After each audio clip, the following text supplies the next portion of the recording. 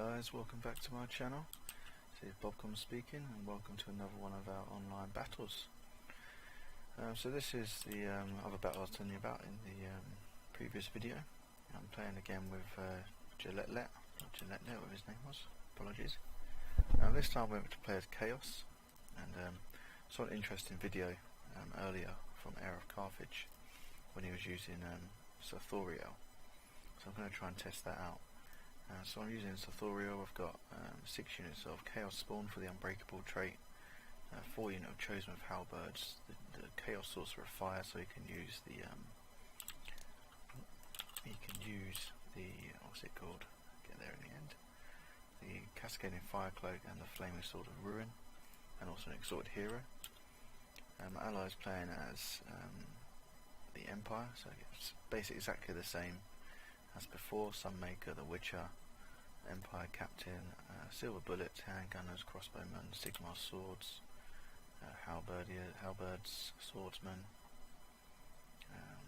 and then a bunch of cavalry, Knights of the Blazing Sun, Outriders, Orc Griffites. So he basically goes for a cheap infantry line, the more expensive cavalry. So that enemy are again Empire and Greenskins. They sat on top of this hill this time, which if the dwarves would have done that in the last battle, I think it would have been a whole different story. But yeah, they've got 4 units of Doom Divers. They've got a 2 Goblin Rock Loggers, so lots of artillery over here. The Black Orcs, a Azag the Slaughterer on the Dragon, or Wyvern, whatever it is.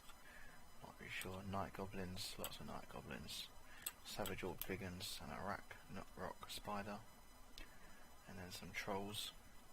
Yeah, the Empire guy, he's gone for Karl Franz on a horse, and surprisingly some mortars. I'm not really sure why I went for that, maybe because this guy's got all the artillery. And this guy's got loads of halberds, basically because he knew I was going to go.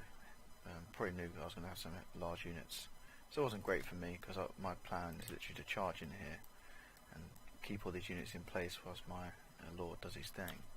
You'll see that in a second.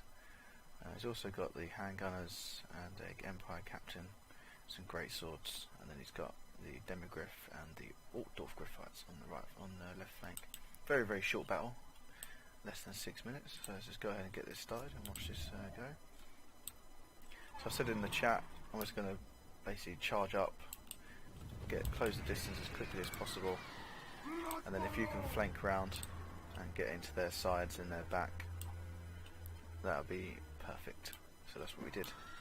You can see now my men are just moving up right now. See, they're getting here, they're going to form a line here. Moving up my Exalted Hero and my Chaos Sorcerer up again because he's got the Cloak of Cascading Fire and Ruin. So the Orc player actually does something interesting in a minute. I think he actually sends his Azag the Slaughterer out to try and catch Sarthorael. I kind of misclicked there, I don't want to stop accidentally. So you see my ally, he's going to start moving up. So I think he kind of gets to around sort of here with his infantry and he starts pushing in. It's kind of an uphill struggle. You can see he's got this hill here, which isn't great for us. But he's going to send all of his cavalry around here. Didn't Vanguard deploy his Outriders like he did last time? Like, if he could have deployed them where I deployed like over here, it would have been quite good. But he's going to swing all the way around, and it's going to be awesome. So you see what I mean? He's sending Azag out now, so I think he's trying to keep me in place for his range units. Pretty much ignore it. He catches him in the back, does a fair bit of damage, but still my Chaos try to spawn to take him out. Carry on sending them out. So what I was planning is getting Sarthorael around here, whilst the rest of my units sort of carry on. So we've got Famous Sword of Ruin now on the actual Empire this time, so I've got the same as mine in standard rounds. You see this Chaos Spawn instantly drops, it just absolutely gets demolished. But that's fine. Yeah, they're trying to stop Sarthorael here. He's not a great melee fighter. He doesn't really do much damage, to be honest. So I'm just dropping spells in. So that's my unit set. So again, I wasn't really microing over here. I just left these guys in the fight. So I probably should have charged in, but I didn't. So let them sort of brace and take the hits. My goblin's coming in now. Yeah, probably don't have much. But you can see my allies doing exactly what I wanted him to do. He's got round this flank. He's starting to shoot into here, like the trees ain't great. But his cavalry's being left uncontested because Empire guys pulled his units back. So if you watch Sarthorael here, you can see him now where he does this weird jumping attack. It's just like, oh, in my head I was just singing the jump around song. He just does this crazy. That's all he does. It's amazing. The area the attack he does is awesome. So I asked my ally for a bit of help as well. So he sent his flying units over the top and managed to help out my lord. Actually managed to rout their Night Goblins. Again, because I wasn't microing these guys, I didn't really capitalise. I could have got into the side of these and probably changed the time of battle slightly. But that's okay. They're Arachnarok spiders. So yeah, that's good. Do that. He set his line up here quite well because firing to the sides here, you can see got a nice little angle of fire right to the side of these Sarthorael Vigans, which have no armour. Good. If we go back to Sarthorael, you can see he's over here now. Just watch this little charge coming.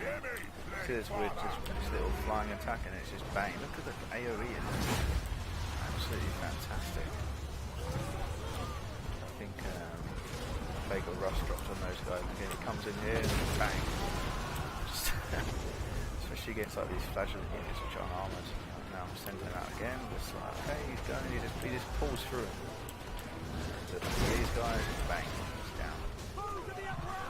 And that's all I was doing. I was just literally just pulling him round and round and round, just get jumping in and out. You see it again. Got my exalted hero in here getting attacked. These kills are racking up, like 70 kills for a unit. That's not a melee, like a damage dealing unit. It's pretty great. My Yarmouth was pretty much dead at this point. But my ally was doing pretty well. He's got all these cavalry units over here. I'm not really sure what really happens in the moment. So there's one of the guys lagged out, sort of out. And then I don't know if the other guy quit as well or not. Attack the mortals! You see, I'm now on my own now with Sarthorael, so I'm not going to do much over here. So he's pulling back, but then all of a sudden, you'll see in a second. I'm just going to get my exalted hero into the back of this blob over here. Just watch this. And it just says we win. So, not really sure what happens there. I'm pretty sure we was going to lose, or it's going to be down to my ally, because I was pretty much dead. But he had all of these cavalry units still free, but I don't think he would have been able to win. Or if he did win, it would have been very, very close. But you know, I'll take it. But in that, it's more just a highlight. Sarthorael, when he can be useful, especially if you can tie down the enemy units. It's just unfortunate this time because there's loads of halberds. But yeah, if you enjoyed that video, leave me a like or a comment as well. Let me know what you think about Sarthorael and his sort of jumping around ability. And if you want to see more of this sort of stuff, you can always subscribe. I'll greatly appreciate that. So thank you for watching. This is Bob Comes, signing out.